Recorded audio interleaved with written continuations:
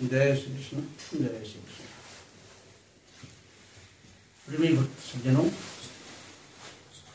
तृतीय स्कंद के अंत तक भगवान कपिल अपनी माता देवहूति को आध्यात्म योग, सांख्य योग का उपदेश करके उनको मुक्ति का मार्ग बतलाते हैं।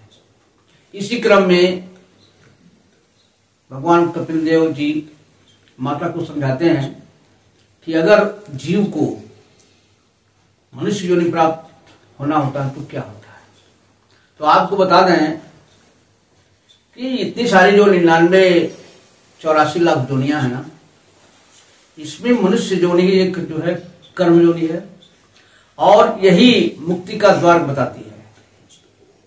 बाकी सभी जो है खाने पीने की और भोग करने की तो सभी में मिलेगा, लेकिन यह जो है एक ऐसा दरवाजा है कि भगवान कृपा करके मनुष्य को जो है, जीव को ये मनुष्य का शरीर प्रदान करते हैं।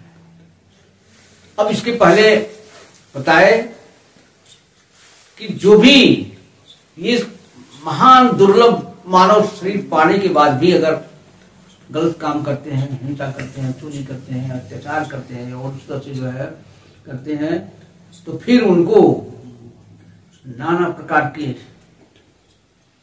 नरक में जाना पड़ेगा।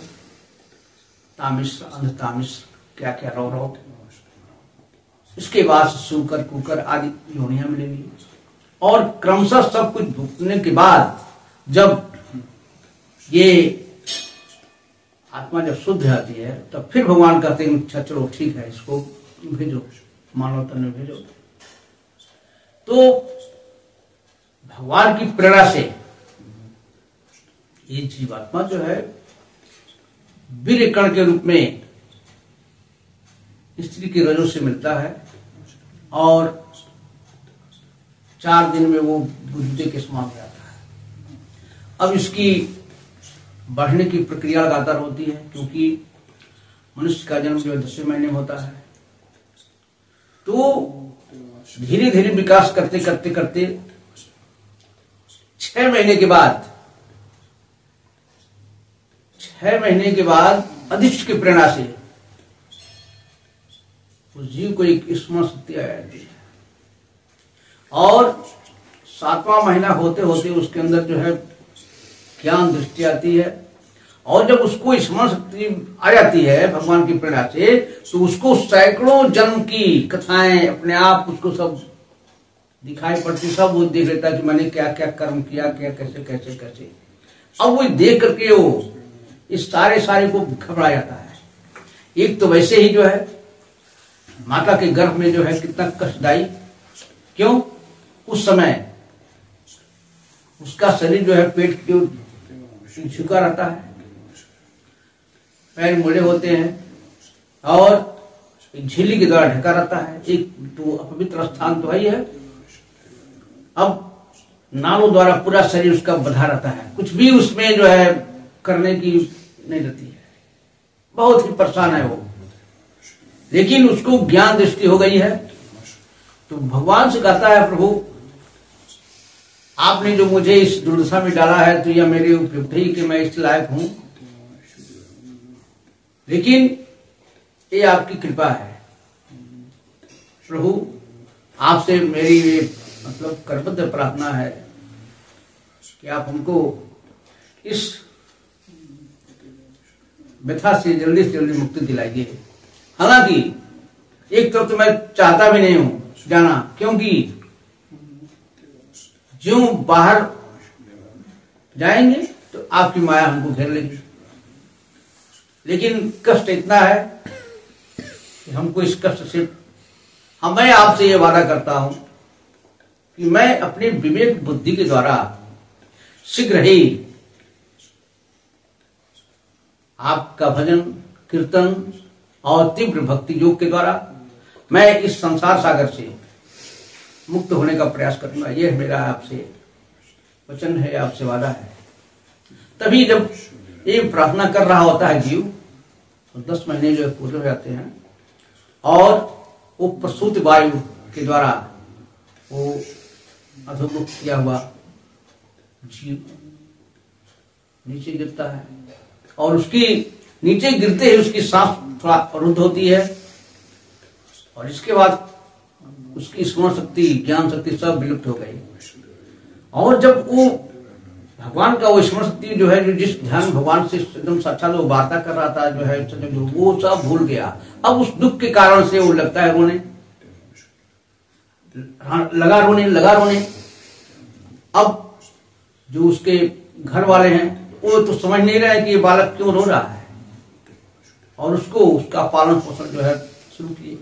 लेकिन तत्काल में वो इतना असमर्थ है कि उसको अगर कुछ भी जो है खटमल काटे, कुछ भी हो, वो इतना असमर्थ रहता है कि वो करहुल भी नहीं उतर सकता है। करते खैर सही बड़ी होती है बालक की बाल युवा अवस्था।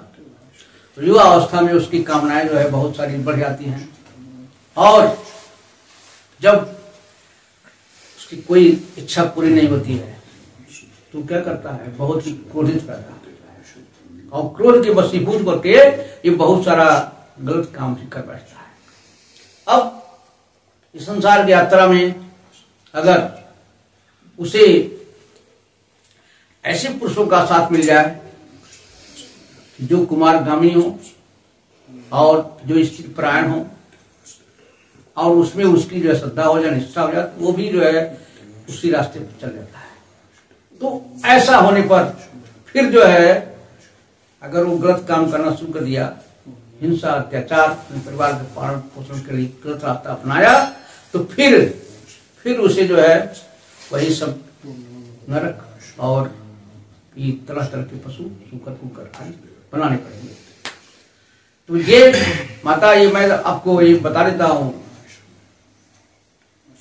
कि अगर ऐसे पुरुषों का साथ मिल जाए व्यक्ति को, तो ये लोग क्या होते हैं कि उसकी जो भी है दान, कीर्ति, क्षमा, व्रत और सारे सद्गुणों को ये लोग नष्ट करा देते हैं। इसलिए जो भी आत्म कल्याण का चाहने वाला व्यक्ति है उसे ऐसे लोगों की संगति से थोड़ा बचना चाहिए, क्योंकि मेरा मानना है कि पुरुष को सबसे ज्यादा दुर्दशा में और नीच जुर्म में डालने का सबसे ज्यादा काम जो है होता है स्त्री का संग। तो एक विवेकी पुरुष को एक स्त्री के संग से बचना चाहिए। कथा तो आती है ना, ये एक बार ब्रह्मा जी भी जो है अपने पुत्र के रूप लावण पर मोहित होकर के ऐसा हो गए, आसक्त हो गए। वो उनकी पुत्री मृग का रूप बना करके भगने लगी।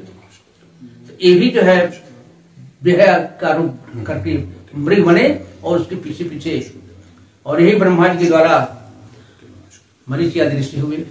मरीचि से कश्यप जी पैदा हुए, कश्यप से देवता और मनुष्य सभी पैदा हुए। तो ये जो है ईश्वर की ये बनाई हुई रचना जो है ना, माया, ये स्त्री ऐसी है कि इसके आगे ये बड़े बड़े जो है चक्रवर्ती, वीर, दिग्विजयी लोग भी जो है उसके चरणों के आघात से हुए। इसलिए योग मार्ग पर चलने वाले व्यक्ति को चाहिए इनके सेवन से, यह सेवा की भावना से आपके पास आती है। लेकिन ये क्या है कि तृण ढके हुए कुएं के समान साक्षात मृत्यु है। तो अवश्य ही एक व्यक्ति को स्त्री के संसर्ग से जो है बचना चाहिए, ये उसका आत्म कल्याण। और जैसे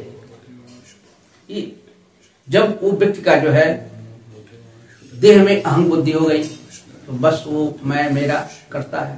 तो जिस प्रकार से व्याधि का मधुर गीत सुनने के लिए मृग आदि जानवर लालायित रहते हैं और वो उनका मधुर गीत सुनना उसकी जान के लिए जो है बाधित होता है, उसकी जान चली जाती है।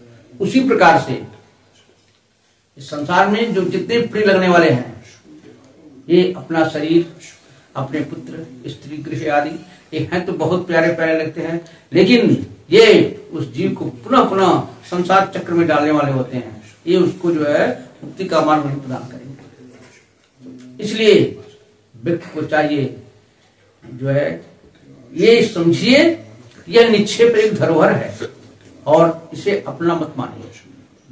और ये दो तरह के शरीर होते हैं, एक लिंग शरीर और एक ये स्थूल शरीर।